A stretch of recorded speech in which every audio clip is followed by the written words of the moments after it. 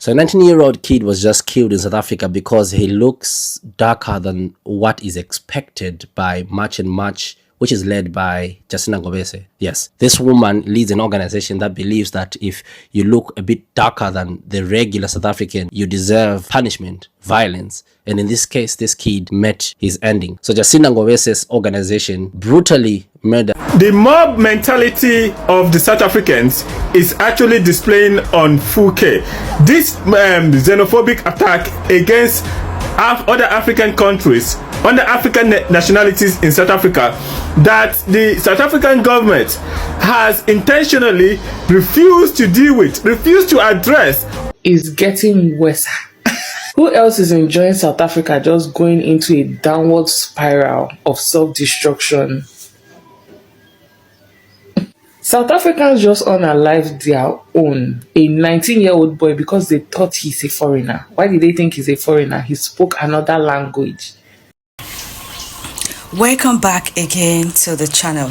If you had to ask me what is the difference between South Africa and Nigeria, the difference between South Africa and Nigeria is that South Africa have a good working government, but Nigerian do not. But recently something happened in South Africa. South Africans march protesters finally attacked a 19-year-old boy. They mistaken this 19-year-old boy to be a foreigner because of his dark skin color. They may be Ghanaian, or probably a Nigerian, or probably from Senegal, and they had to unalive this 19-year-old boy that did nothing to them. You guys had to unalive him because you are chasing away foreigners from your country. You did not ask question if this 19-year-old boy is actually a South African or not. You just decide to unalive him because he is dark-skinned. He is dark-skinned, very, very dark-skinned. Because according to some South Africans, they believe some South Africans are light-skinned, not so dark like Nigerians, Ghanaians, Senegals, and the rest of other Africans. So according to them, this person is not a South African. This person doesn't speak Zulu. He's not a South Africa. He doesn't speak. Is it Totu? What's the language again? They had to unalive him. I'm gonna be sharing the video of the mother, sharing the video of Jacinta, what she had to say concerning this issue, because I saw the video she made. She was just ranting. She was just ranting. There is nothing meaningful she said in that particular video. Just take a look at the video, guys. So a 19-year-old kid was just killed in South Africa because he looks darker than what is expected by March and March, which is led by Jacinta.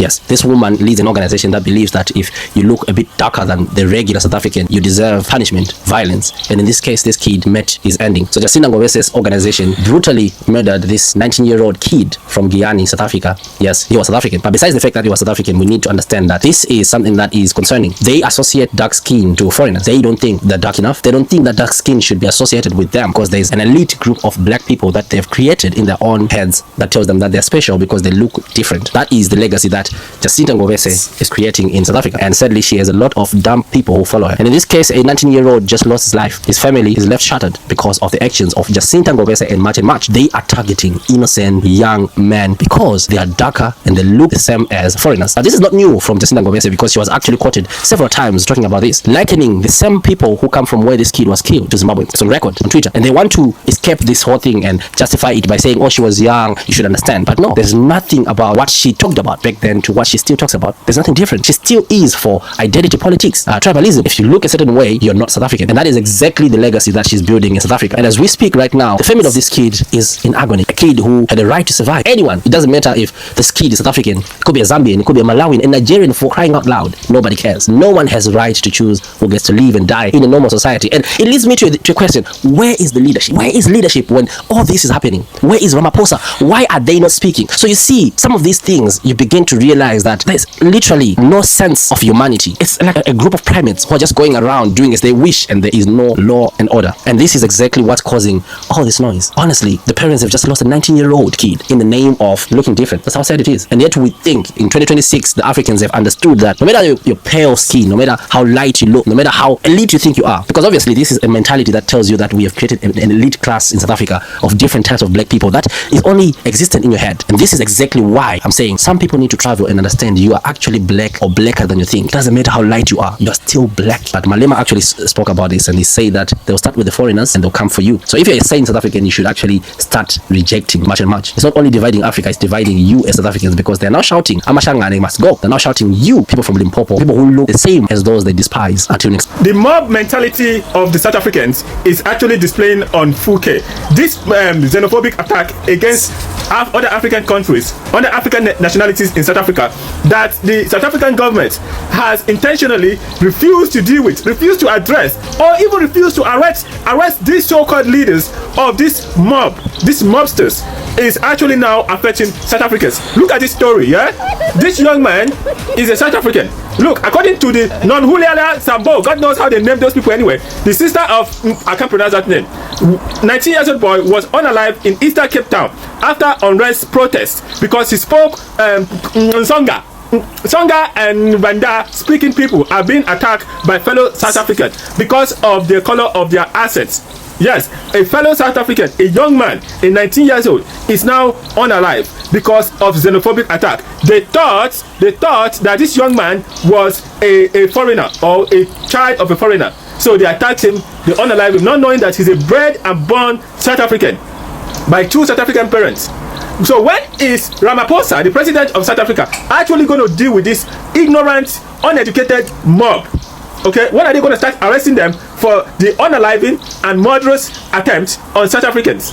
This is getting out of hand. The EFF president said it perfectly well.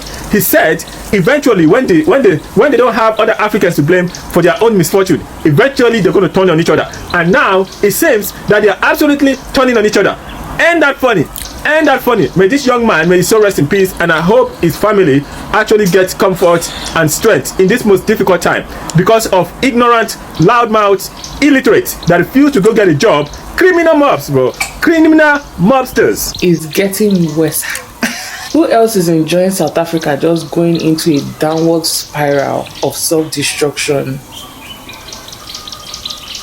South Africans just unalive their own. A 19-year-old boy because they thought he's a foreigner. Why did they think he's a foreigner? He spoke another language. Not a foreign language, another language in South Africa. So they killed him. I'm even thinking they knew, but you know, it's not only xenophobia, there's a lot of tribalism in that country too. White man really did a number on these people. They hate their fellow blacks, they hate themselves. The only people they love is the whites. Like, they are mentally fucked up. At times when I look at things that are happening there, I kind of feel sorry for them. Like, these people are broken. Guys, this is actually so bad. Even Julius Malema said it that very soon when South Africans chases away all immigrants, all Ghanaians, Nigerians, Zimbabweans, Mozambique out of their country, they will begin to fight each other. They will begin to ask questions. Are you a South African? Are you from Zulu? Are you from Limpopo? Are you from which country? Are you from which province? They will begin to fight each other. It's already started happening. South Africans are now unaliving their own people just because they think you're a foreigner. Thank God that the government of Ghana decided to repatriate its people back home, because had it been, it did not. This is the way they were buying Ghanaians one by one.